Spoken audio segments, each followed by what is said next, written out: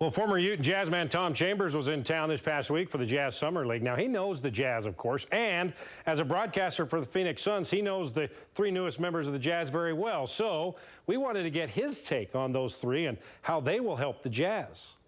All right, Tom, let's get right to it. George Hill, your thoughts? It's awesome. I mean, to have a veteran leader. Obviously, the Jazz last year lacked in consistency in the backcourt because they had a bunch of young guys coming in and out and trying to figure out what could play. Shelvin Mack was their best player last year at the point guard position, but he will really solidify the backcourt and make them more consistent every night.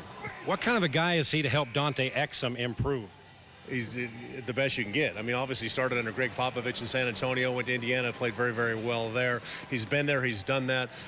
If the guy is healthy, you know, I mean, he's really, really good. And he's the kind of guy who, well, all three of the guys, and we'll talk about them too, are guys who don't care about anything but winning and losing. And they're going to teach these guys a lot. Johnson gets a shot off.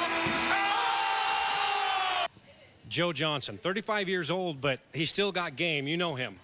Yeah, he was with us in Phoenix, and I love Joe. Hated to see him leave. Maybe the biggest clutch shooter in the NBA. You know, I mean, he makes some shots at the end of games that is just unbelievable. He'll really help Gordon Hayward. See that kind of leader that can really help Gordon Hayward move to that next all-star level? He's never been real vocal, but he's a leader, and he'll lead on the court, and he'll show him how to do things and what to do and how to guard people and, tendencies of people. So he'll be really good for Gordon. And Gordon and him, I guarantee they'll strike out a really tight relationship, and Gordon will learn a lot from him. Jazz lost a lot of close games coming down to the final shot to tie or win, and they didn't make that shot. Now they got a guy that'll take that shot, right? Yeah, and he'll draw a crowd. And when he draws a crowd, he's a willing passer as well. Boris Diaw.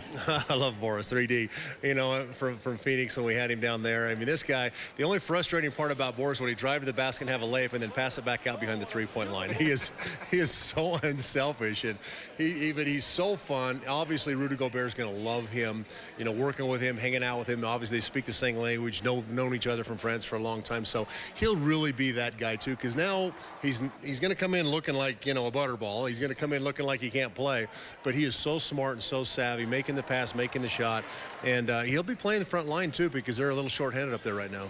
Do these three acquisitions, do they put the Jazz into the playoffs, all things considered, and being healthy, and do they move them up more than just the 7th or 8th spot? Well, I'd be shooting for the 7th or 8th spot right now. I would. I mean, that's your goal, to get into the playoffs, and if things get on a roll, during the season, then that's tremendous. But these three guys have been there, they've done that, they know what to do, and the Jazz has enough young, talented guys.